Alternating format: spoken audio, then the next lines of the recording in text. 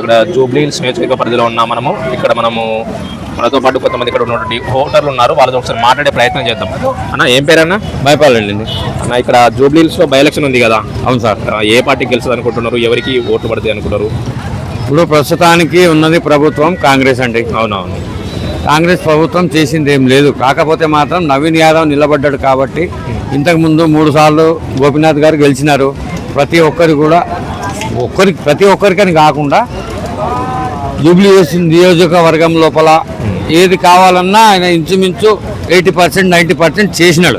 Okay, ఆయన TRS party నుంచి గెలిచి చేసినాడు కాబట్టి ఇప్పుడు కాంగ్రెస్ నుంచి నవీన్ యాదవ్ గారు నిలబడ్డాడు. వ్యక్తిగతంగా నవీన్ యాదవ్ గారు మంచోరే. కాకపోతే నిలబడ్డ మాగంటి గోపీనాథ్ గారు దురత్మరణం తర్వాత ఆమె భార్య నిలబడ్డది కాబట్టి ఆమెకు రాజకీయ అనుభవం ఉందా లేదా మనకు తెలీదు.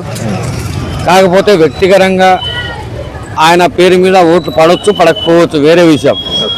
నవీన్ యాదవ్ గారికి మాత్రం కొద్దిగా రాజకీయంలో అనుభవం ఉంది.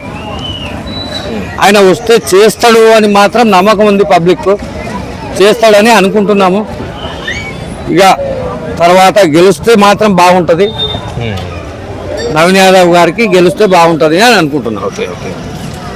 ఇప్పుడు ఆమె నిలబడ్డది, ఆమెకు కూడా ఓట్లు పడతాయి. సానుభూతిగా పడేయని కాదు, కాకపోతే టెగఫర్ ఉంది.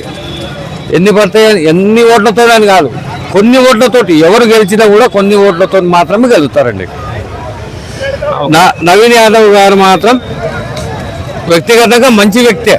ప్రతి ఒక్కరిని చూసే వ్యక్తి, మనకు దగ్గరలో ఉన్నాడు కాబట్టి మనం ఏదైనా జరిగినా గెలిచిన తర్వాత అడగడానికి సంస్కారం ఉంది. ఇంతకుముందు మాగంటి గోపీనాథ్ గారు ఉండే, అక్కడ పోయి అడిగినాము, ఆయన చేస్తుండే. ఆమె దగ్గరకు పోయి ఇప్పుడు మనం అడగలేము. అది పరిస్థితి. కాకపోతే ఇంకోటి సార్, తలసాని శ్రీనివాస్ యాదవ్ నవీన్ యాదవ్ గారికి అల్లుడు. ఆయన బీఆర్ఎస్ ఆయనకి ఏం చేస్తారు అనేది సపోర్ట్ కాంగ్రెస్ చేస్తాడా, లేకపోతే ఆయన కూడా బీఆర్ఎస్కి చేయాలి కదా పార్టీలో ఉన్నప్పుడు. ఇప్పుడు అధికారంలో కూడా ఉన్నాడు ఆయన. దాని మీదకి వెళ్ళి కూడా కొద్దిగా ఆలోచన చేయాలి. ఒకవేళ నవీన్ యాదవ్ గారు గెలవాలని కోరుకుంటున్నాను. ఓకే ఓకే, థ్యాంక్ యూ అన్న.